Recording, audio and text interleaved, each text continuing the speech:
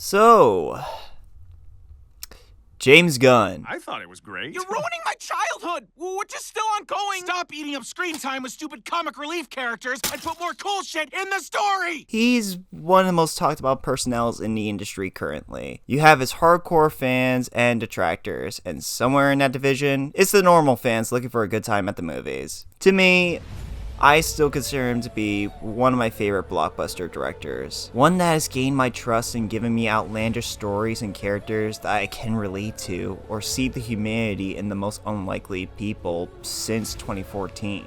Wait, scratch that. Since my childhood, as he was the writer to one of the greatest film duologies of all time that has shaped millions of kids since their releases. I am, of course, talking about the great Scooby-Doo 1 and 2.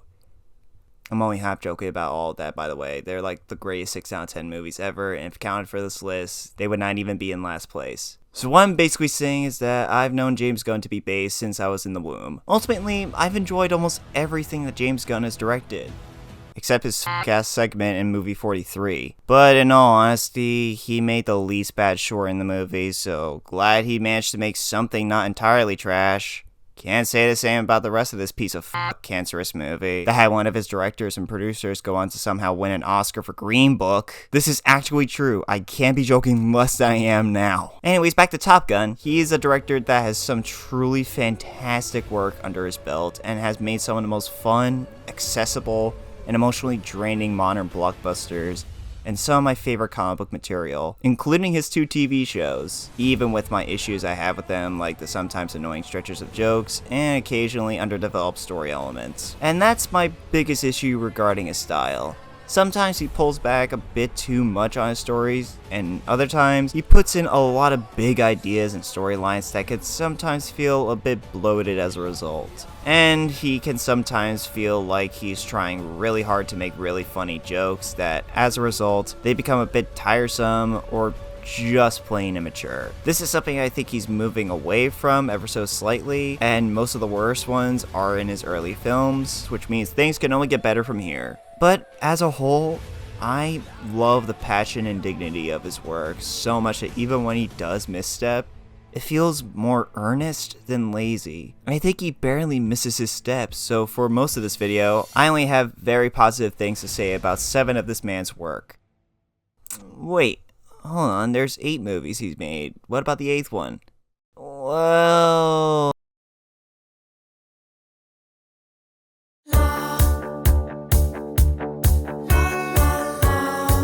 So, not to blatantly spoil what comes next in this ranking, but I feel bad to put James Gunn's original works at the bottom of this list. I just think that Gunn succeeds most when he fully realizes his vision for characters, when he touches the human element of each of them, even though he's adapting from other materials. That's the aspect I admire most from him as a director, and it's the reason why Super just doesn't work for me. It's a movie about, go figure, a superhero who's not so super and questionably a hero. He finds that his wife left him to be with this mob boss, and he puts in every effort to bring her back while stopping crime in the process. It's a standard premise with some elements that I enjoyed. I like the cast for the most part. They seem like they're having a fun time with this wacky ass film as these wacky ass characters. It gets the grounded nature of being a superhero within a realistic environment down pretty well. I enjoyed the squash and stretch anime opening credits a lot, even though that's kind of where the film peaks for me, unfortunately. And there's at least a couple funny bits, like the scene where Elliot Page speaks on superheroes, leading to his character saying the most out-of-pocket shit out of nowhere. Other than that, I've got nothing really much else I enjoyed. As much as I like the grounded superhero angle this film adopts, it just ultimately comes across as being too mean-spirited and try-hard. Like, I enjoy my feel-bad movies and TV shows. They can sometimes be some of my favorite materials to watch, but there's always at least something to attach to within those narratives, be it the world and characters of Arcane, or the filmmaking and introspection of the White House. This film, however, doesn't really have anything for me to attach to. Frank is a creepy psychopath that sometimes you root for, and other times feel very unsafe watching. Libby is kind of fun at the beginning, but once things things start to progress with her, she becomes kind of insufferable and ultimately unnecessary to the plot beyond just being a character who has a house that Frank can hide out in. She could be replaced with literally anyone else and the plot would not change. That would also mean we'd be cutting out that extremely upsetting and gratuitous rape scene near the end of the film that just totally ruined the vibe of things going forward. And that leads me to my biggest issue with the film and why I don't really gel with it altogether. The lack of that human touch. You don't empathize with any character, and in this film's goals to make everything realistic, it forgets to make anyone likable or rootable. It's emblematic of Gunn's more immature impulses as a writer that has slowly gotten better over time, but acts more like patching up a wound that shouldn't have been there to start. There's a lot of slurs being thrown around to a very dude-bro degree. There's that unnecessary rape scene, like I said before, that just ruined my enjoyment of one character, and it's a moment that is never brought up again, so like, why? And there's ideas like finding the love for yourself that is barely touched upon until the very rushed final montage at the end. That's where Gunn's human touch lies, and it's at the literal final scene of the film. And it's for a character that up until that point, I really didn't care about and whose progress as a character felt rather stagnant. Overall, for the amount of good that is found in this film, there's always something that just sours the experience for me. I'm glad I watched it to know how James Gunn got his start in the comic book movie scene and how he laid the foundation for other projects to take off on. It's just one I literally have no desire to watch again. If anything, I'm just gonna put Kick-Ass on because at least that film has Nick Cage doing what the Crimson Bowl could never do. Wearing his mask with a handlebar mustache.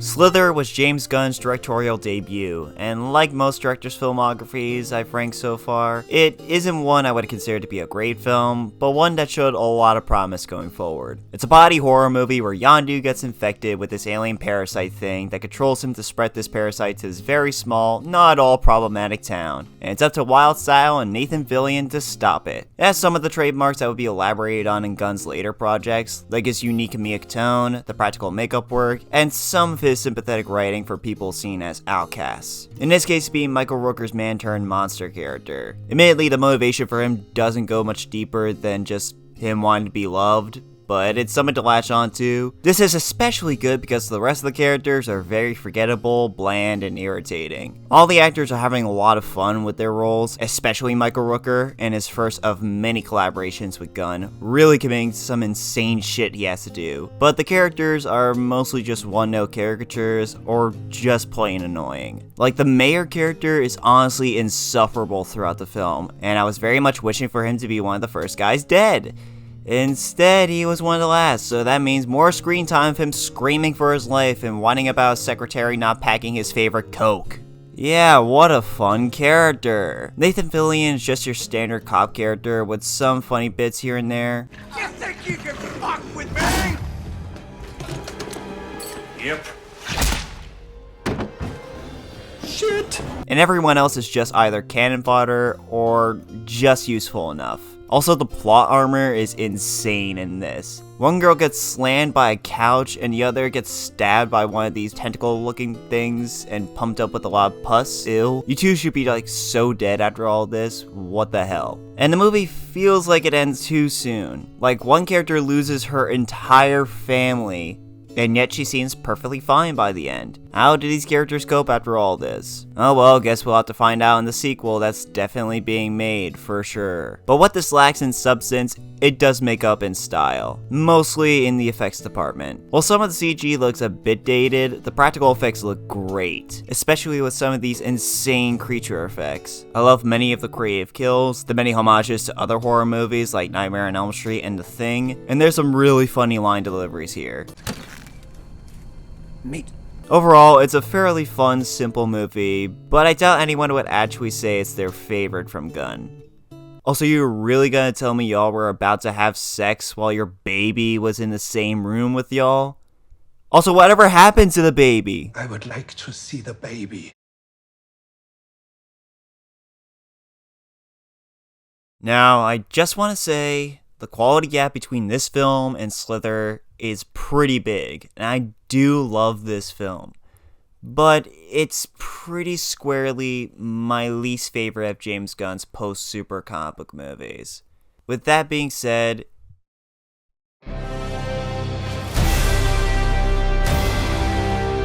arguably my most anticipated movie of the year, next to Mickey 17 and Frankenstein. And while I admit my expectations were a bit unrealistic, I didn't see this as James Gunn's crowning comic book movie achievement like many others feel like it is. I just think that the pacing is what is to blame for most of this. We cover so much so fast, and while I adore the world building that's immediately utilized for this film, it can feel like some areas get more focused than others, and the ones that didn't, I really wanted to see more from. This is most evident in the Daily Planet subplot, as I really like the dynamics we see with each character, and the performances are really fun, but they barely interact with the plot outside of Jimmy and Lois. Even at the end, they really just do nothing but sit around as the core characters gather all the information they need for the article. Maybe part of that stems from the lack of Clark Kent we get in this film. Honestly, my two favorite scenes in the film are the ones where Clark himself is interacting with his loved ones, and it really bums me that we just don't have more of that in this film. And I do wish that Gunn kept those title cards he had to emphasize the week in the life of Superman structure he went with for this film. It would have tightened the pacing of this film much better. But that being said, I really enjoyed this film. David Cornsweet is great as both Clark and Superman, but like I said before, he shines best in the scenes where he's just talking with the people he loves. His scene with Lois provides amazing chemistry between the actors and explores their characters' motivations and traits very well, and the scene between him and Pa Kent just makes me feel so much for his family. They both show that this film is more interested in exploring Superman's humanity more than glorifying him as this godlike figure who could save humanity from themselves. I mean, that's what the big twist of the film is for, right? To show that Clark embraces what this world has given him more than what his true purpose called for. I just love Clark's arc in this film, and I'm super excited for what they do with him going forward in this universe. There's other things I love about this film too. While sometimes unfocused, I basically liked every character established here. I love Lois and her determination to get the truth out. Jimmy being an unexpected Riz magnet was a treat. The Justice Gang were all super fun, especially Mr. Terrific and Guy Gardner. I wish we got more from Hawk Girl, but she has a great moment at the end, and I mean, I'll watch my wife in anything. And Lex Luthor is simply the best character in this film. Nicholas Hoult perfectly exudes the hater energy of this character. He has such a smug and callous demeanor that makes him so much fun to watch. We meme on that 1A scene now, but the near tears in his eyes when shouting and monologuing to Superman is fucking raw shit, man, and makes his hatred more terrifying. And while I do prefer the style he had for Guardians 2, and would have loved to see that filmmaking applied here, I do like how colorful the film is overall, and the action is very confidently directed. As a whole, this isn't my favorite film from Gunn, and admittedly on second viewing, I spotted more of the flaws I missed on the first time. But this is still a really good comic book film, and based on his work on this, Creature Commandos, and most of Peacemaker Season 2, I'm so ready for his new DC universe. Something I could not say after watching Man of Steel. Hey, whoa, wait, how'd that get in the script? Oh well.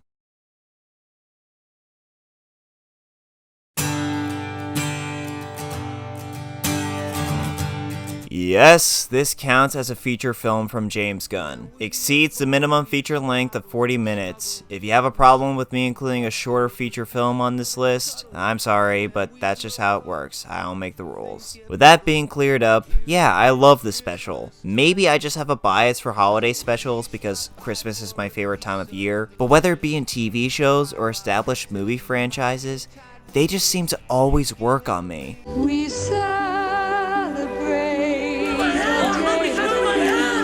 Okay, sometimes work on me. Honestly, Christmas in the MCU has not disappointed me yet, unlike many other things. Like, Iron Man 3 is great, Hawkeye was pleasantly charming, and this just takes the cake for the most endearing MCU project to date. Part of that is just how low-key it is. There's no threat of the galaxy being destroyed or a villain to face off against, just a bunch of goofballs trying to make their grieving friend happy with somebody they feel connected to. The humanity shown in the very brief runtime of this film is just so well maintained and infectious. Gunn just commits to the holiday spirit of this film altogether, and I just love that so much. From the production design to the score to the soundtrack, which always hits, hits, but especially so here, including having the old 97s as characters in the film and giving the world a true banger of a Christmas song at the beginning. I also feel confident in saying that this is probably Gunn's funniest film. I still laugh my ass off at Drax and Mantis' discovery that Kevin Bacon is an actor and not a global hero. It's very tongue-in-cheek in how they describe actors, knowing that actors are saying these lines about themselves too. Also, group jumping for joy while listening to the music performance is pure serotonin for me. But at its core, there's still so much love going towards these characters, and I just can't explain how warm I felt during the ending. Especially when Mantis tells Peter she's his sister, and he just embraces her. And the animated scenes are also super effective at both adding to the holiday tone of the film with the design of the animation calling back to that wretched thing, and making Peter and Yondu's complex bond more emotionally sound. Yeah, that's really all I have to say about this film. Because of its length, it was probably never going to be that high on the list, and there's some inconsistencies in areas like how Mantis needs Drax to toss her over the gate, but she's somehow jumping higher than the gates a couple scenes later. But this film is just so pleasant, I can't really complain much about it. Holy shit, that's Mark Hamill.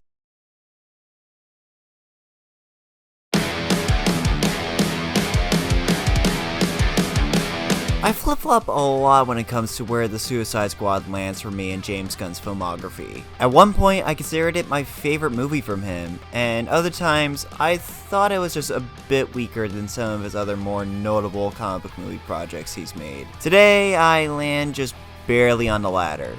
But just barely, because fucking hell, man, I love this movie. It may not be his best paced movie, seeing how he spends a good amount of time setting up who each character is, which is necessary of course, but there's a good stretch of the movie that dragged a bit, particularly the scenes between the amazing opening and Harley's meet up with the hot evil president. But once Harley shoots the guy and we get to see the squad vibing in the bar, this movie keeps the pacing rolling super well, and I was loving every second of it. The themes of seeking out your own purpose through the empathy of others really hit me here. Its critiques of bureaucratic control and American cover-ups gives this movie more to chew on than most other comic book movies, and how those elements help define these characters and their individual arcs just makes this one of the most refined pieces of art James Gunn has ever made. This was also when James Gunn started shaking up his own style with his big budget affairs, from the almost grandiose approach he took with the first two Guardians movies, to a mixture of both that and the more high energetic vibe of his two smaller budget movies. And it all synergizes so well together. This is especially so with the action that takes a massive step up from what came before. He has a lot more confidence in how to shoot them, while also having more fun with the choreography and visuals. The tension is high throughout, as there's always a fair possibility that many of these characters could die. I would kill for characters like Ratcatcher 2 and Polka Dot Man. The performances are all really solid. The tone is perfectly balanced between the comedic scenes and the more emotionally driven ones. I just love how much passion went into the writing for this movie on both a thematic and character level from Gunn. Honestly, this placement is very loose, as I can honestly see this going up higher as time goes on. It just contains some of the best aspects of Gunn's writing and direction. I just think I have a more emotional connection to what I have above it.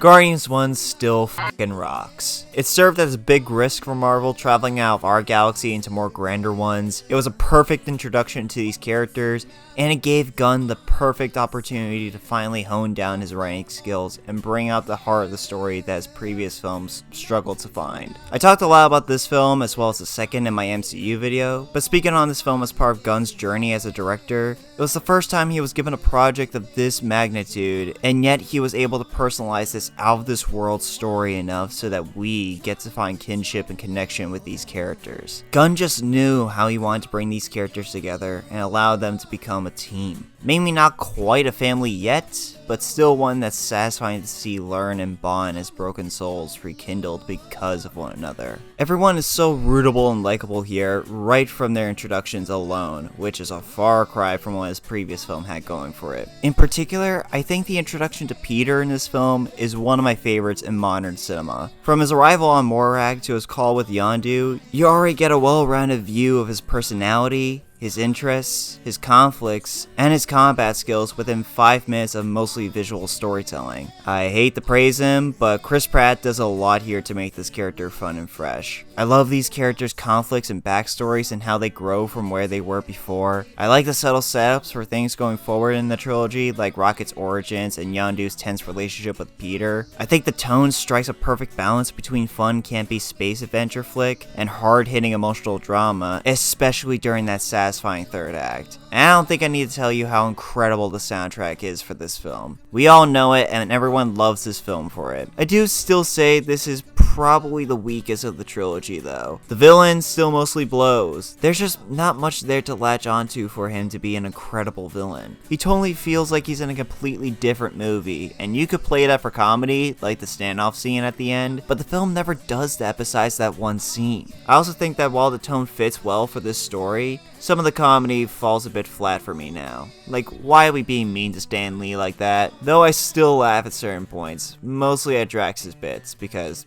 Drax is just the fucking best. It's a general expression for you killing somebody. You've heard of this. You've seen this, right? You know what that is. Yeah. Everyone knows. No.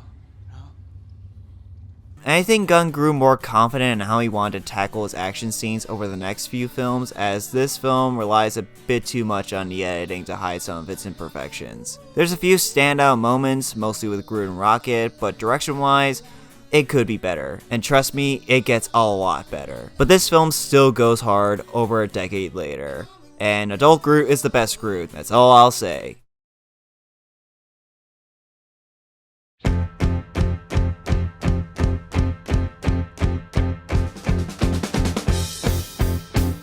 Yeah, 3 years later, my opinion still remains on which of the first 2 Guardians films I think is better. Though, to be fair, I did consider putting the first one over this one this time, since I did see more of the flaws within this film that I may have overlooked in my last rewatch. The tone is a bit too messy considering all the dark material that this film does have in store is contrasted by bits of humor that sometimes lessen one of those dramatic moments. Like, I still really don't care about this bit with the Sovereign meeting with Yondu. We know these guys are dumb just from the chase scene. Having this moment just breaks up the tone of the scene considering that Yondu was just exiled from the Ravagers seconds earlier. The Sovereign themselves don't really add much to the film past the first act. Like, their existence in the third act is so jarring and minimal, seeing how they just show up and then get immediately blown away. The editing in certain sequences still felt a bit too choppy to me, like the brief fight with Gamora and Nebula. It still just felt like them hiding something in the edit from us. And I kinda wish we had an extra scene with Peter and Yondu before the last act. Maybe like a flashback in a similar vein to what they did with the holiday special. Not saying the emotions of their final scene and ultimately the ending aren't there, they most definitely are.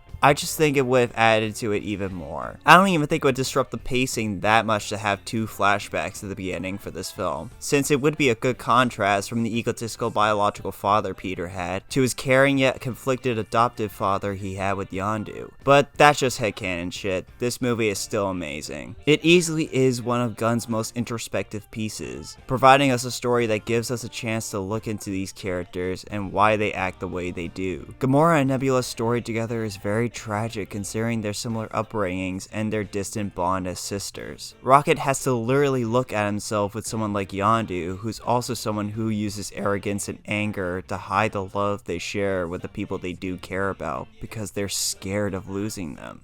And Peter choosing his found family over his blood one shows that he realized he was too nebulous to see the happiness and love he found with them, with the ego and selfishness he carries with him. And some of these internal emotions are portrayed without words, like when Gamora reflects on the field about Peter not seeing what he had with the Guardians that he thinks he has with his father. Which also shows Gunn's much more refined direction he has here. He sometimes has these wide shots where a character's placed in it, but they're surrounded with so much negative space, and I think that perfectly visualizes the headspace with these characters. Or he could just simply go really hard with the compositions and the action like the one in the Ravager ship. The action is just all around way better than the first film, with so many creative choices with the visuals and the combinations of characters. I think the soundtrack elevates not only just them so well, but also the emotional bits too. I will still hate Gunn for how he perfectly used Father and Son by Cat Stevens during Yondu's funeral at the end of the film. And I'll just say it,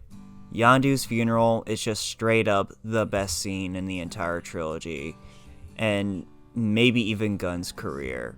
Partly because of the setup with Peter and Yondu's relationship, partly because of the scene at the beginning with Stakar exiling him to then have him and the rest of the Ravagers come back too, partly because of his relationship with Rocket, but I think it's the song that just brings it all home, combining the themes of fatherhood and found family together so well, especially with that small but adorable moment with Peter and Groot. God, I just adore this film, and while it definitely has its flaws, mostly pertaining to the first act, it's all mostly made up for with that incredibly satisfying second half. It's moving, it's fun, it's dark, and it's beautiful.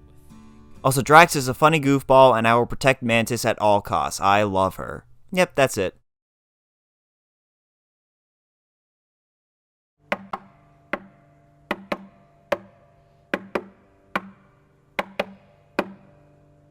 Run fast for your mother and fast for your father. Okay, truth be told, I was very conflicted on which of the Guardian sequels was the greatest film James Gunn has ever made. They both provide so much for these characters and strengthen the heart of this series tenfold. They have aspects I prefer between them, like the pacing and soundtrack is stronger in Volume 2, but the emotions are overall more prevalent here, knowing that this is the last we'll ever see of this team together, and the tension is so high for all of them. But what heightens this film overall for me is the tone. This film most of the time nails the balance between the wacky goofiness that this trilogy has adopted with some of the darkest shit ever shown in a PG-13 rated comic book movie. It generally makes for both the most entertaining and compelling Guardians film, even if it takes a bit for me to get fully into. Yeah, to briefly go over my gripes with the film, the pacing feels a little bit scatterbrained in parts, since we're juggling so many plot threads together, like the Guardians trying to save Rocket, Rocket's backstory being explored, New Gamora and Peter's tenuous back and forth, the high evolutionary schemes, the Sovereign doing whatever the fuck, and the events happening in nowhere. It can feel like the film drags out some scenes, like when we're in the Corporal HQ, a little too long. I also think part of that issue is the editing, as some cuts feel pretty unmotivated and just lengthen the scenes too much. It's just a bit jarring and irritating at points. But with that being said, despite some of the messiness in the plot and filmmaking,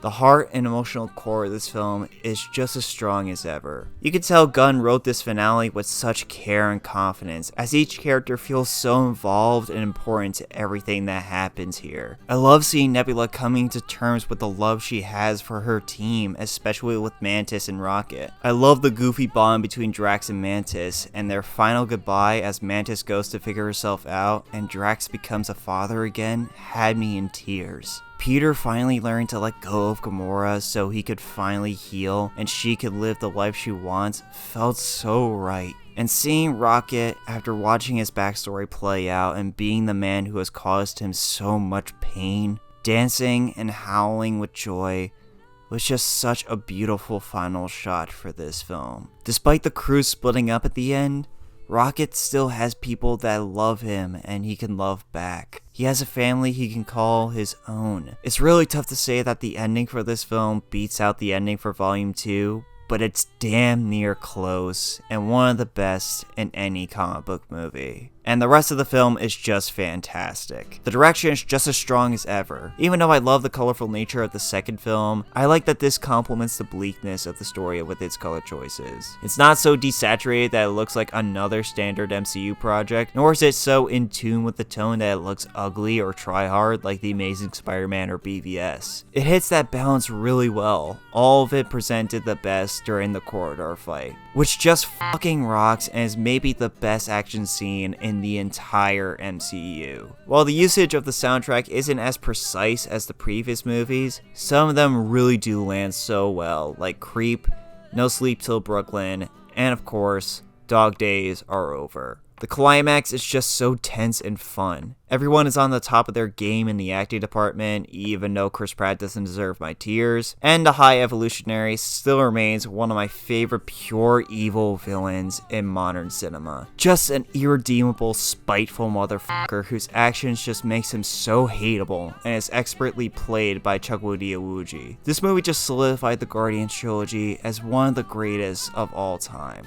not just in comic book movie history. And while I may not be confident in saying that this is the best in the trilogy, which is less so because of what this movie does wrong, but more about how good his other Guardians movies are that they could stand toe to toe with this one, this is certainly James Gunn's magnum opus, and maybe his greatest achievement as a filmmaker. He made his trilogy, even if it took him a lot to get it done. Much like Nolan and his Dark Knight trilogy, it's one that shows the value of big budget stories spanning multiple years. It wasn't all perfect, but I still adore this trilogy, especially after this wonderful conclusion. Going from a writer trying to make a stamp in the industry with some indie darlings and cult favorites, to creating a trilogy of movies fans all around the world adore, I can't help but admire the confidence and passion of this man and the wonderful career he has had so far. We'll see what happens going forward now that he's fully DC-pilled as CEO of the new universe, but I'm keeping faith that he's only going to inspire me even more with whatever wacky, fun, and beautiful projects he takes on next. What I'm trying to say is, I'm jealous of this man's mind, and I want to be cast as Condiment King James. My demo reel's right here, ready to send to you. Please, I just want this job. Okay, bye.